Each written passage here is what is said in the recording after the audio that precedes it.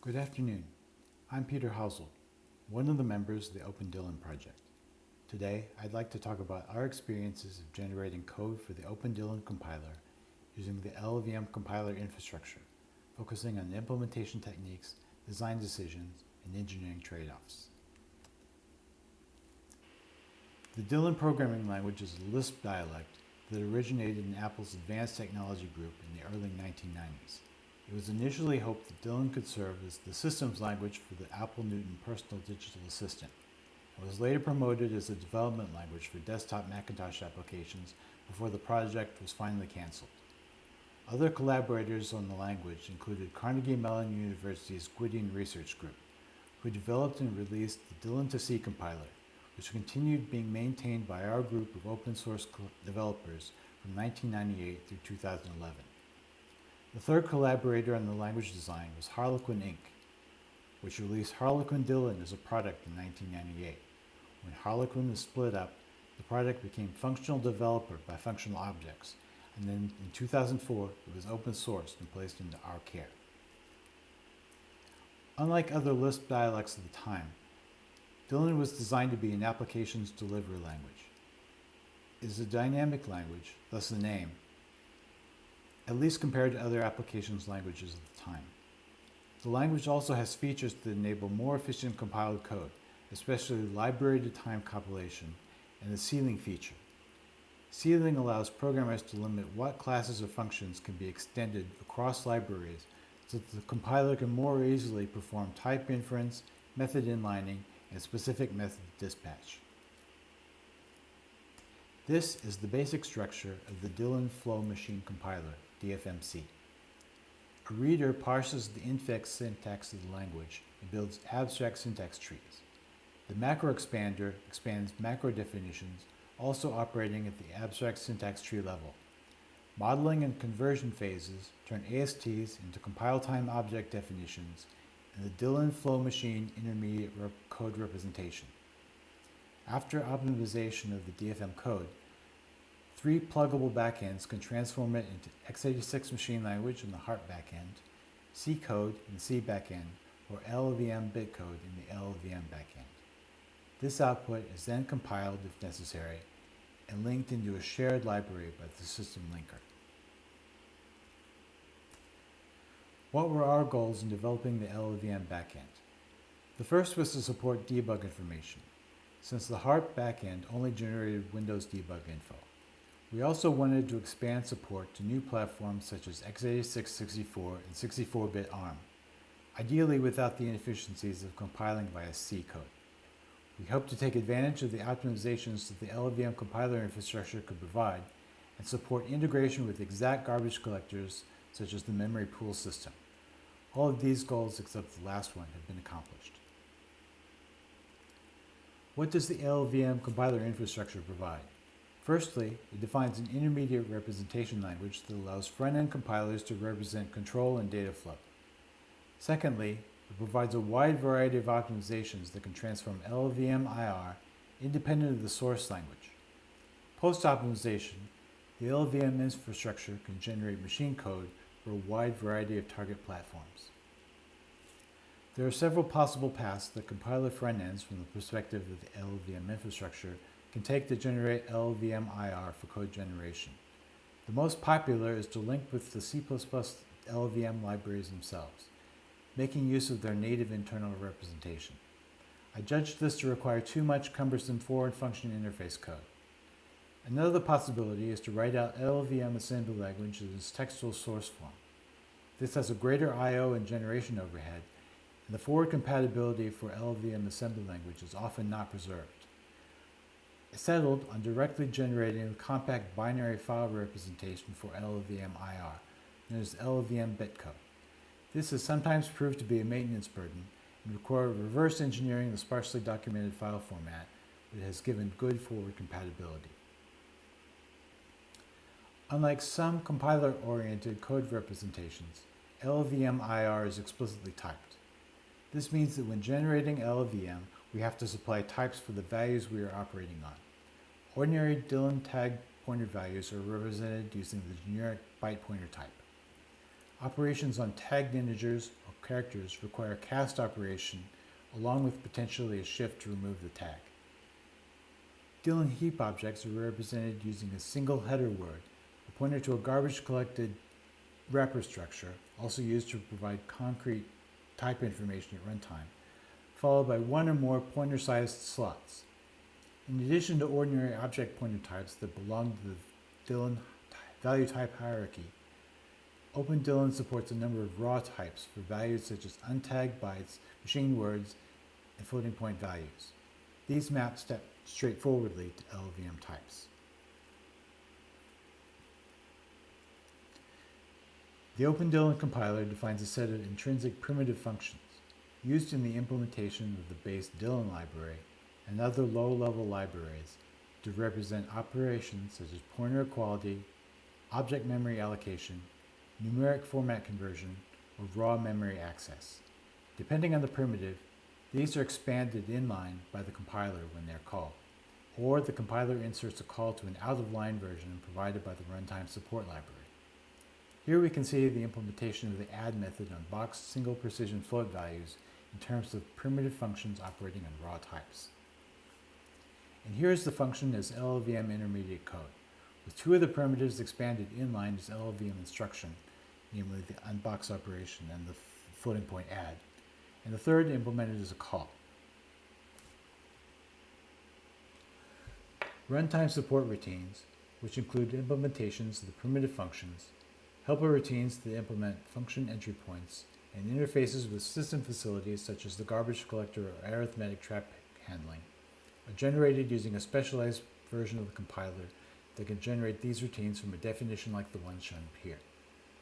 The runtime primitive definer macros build up an LLVM IR function from LLVM instructions, making use of the actual object layouts computed by the compiler. High-level if and loop constructs simplify generated control flow and SSA fee instructions. OpenDylan's implementation of generic multi-method dispatch has a number of different ways of generating code for function calls. When the exact method to be called is known to the compiler, it can either inline the method call or invoke the method's internal entry point directly. Because the exact arity of the called method is known, and any keyword arguments are already split into separate arguments, the call is able to use the LLVM fastcc calling convention, ensuring that as many arguments as possible are passed in registers. The compiler generates an internal entry point for each compiled method. Following the formal arguments, artificial arguments are passed representing the next applicable methods used to implement next method calls, and the method object itself, so the closed-over values stored in the closure objects can be accessed. At the other extreme, generic functions about which nothing is known are called using the external entry point convention.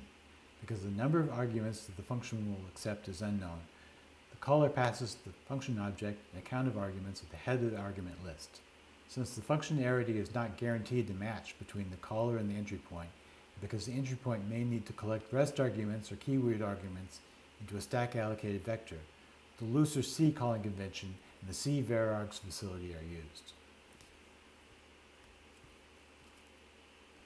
When runtime polymorphic method dispatch is known to be required, either at the call site or within the generic function's external entry point, then a decision tree of objects called engine nodes is built.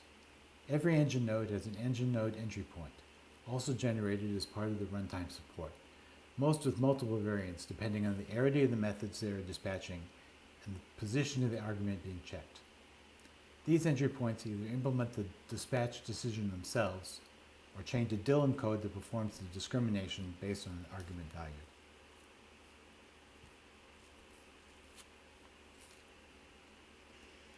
Once a particular method is chosen by the decision tree, the last engine node chains to it directly when possible, or enters through a method entry point that does keyword argument and rest vector processing. Like Common Lisp, the Dylan language allows functions to return 0 or more values. Most standard calling conventions are not designed to support variable numbers of return values, making this a challenge to support. DFMC solves this with a vector of 64 return values in thread local storage, effectively a large register file. Since most current architecture ABIs support returning a structure of up to 2 words and registers, LLVM functions return the primary value and the return value count as a 2-element structure. Within functions, the LLVM backend works to represent returned values individually as local SSA values wherever possible, rather than going through this thread local storage. Dylan compilers have always included support for foreign function interfacing. OpenDylan's raw types and LLVM's built-in support for C calling conventions make this relatively straightforward. One challenge is code that passes or returns aggregates such as structures or arrays by value. For the most part, the LLVM compiler infrastructure does not support this directly, instead relying on front ends such as Clang, the LLVM C compiler, to know about ABI conventions themselves. Providing platform-specific support for aggregate values in DFMC is an area for future work. The Dylan language supports stack unwinding, non-local exit, and forced cleanups during unwinding with the block construct and its cleanup and exception clauses.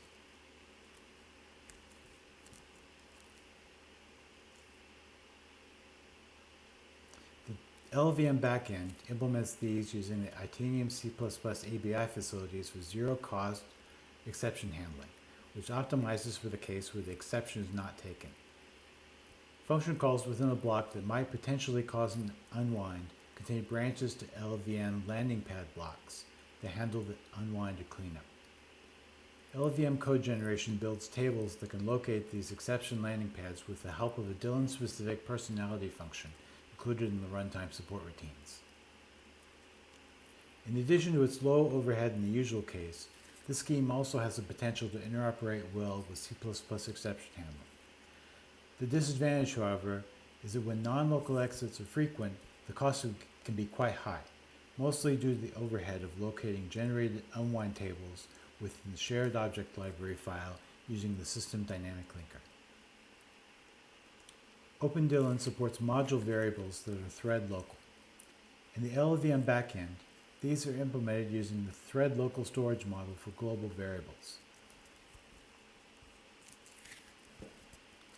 This requires that when a new thread is started, thread local variables in all loaded libraries need to be set to their initialization values, and that the storage locations be added to a set of routes known to the garbage collector. Dynamically loading a new library can also cause new thread local storage to be added. At present, this requires that every function that accesses thread local variables check to ensure that the current thread has done all of the necessary initializations. LLVM functions and instructions can be annotated with debugging metadata, translated by the code generator to Dwarf or Microsoft CodeView format.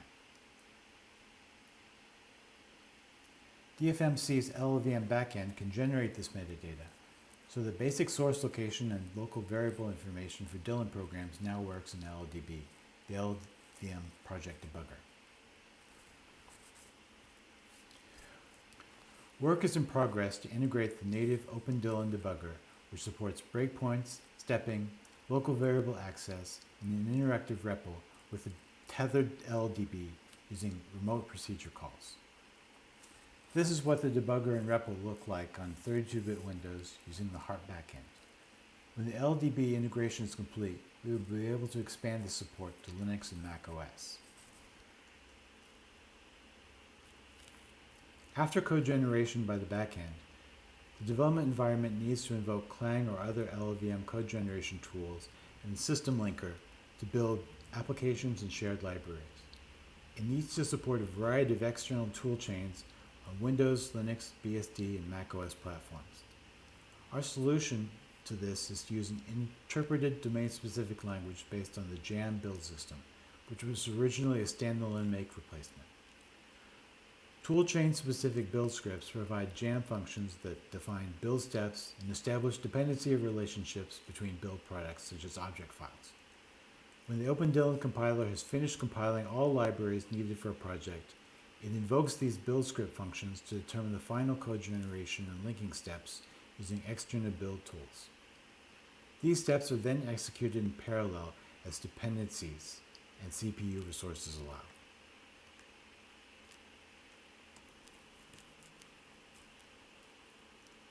I hope that this outline of our design decisions and techniques is helpful to other Lisp implementers.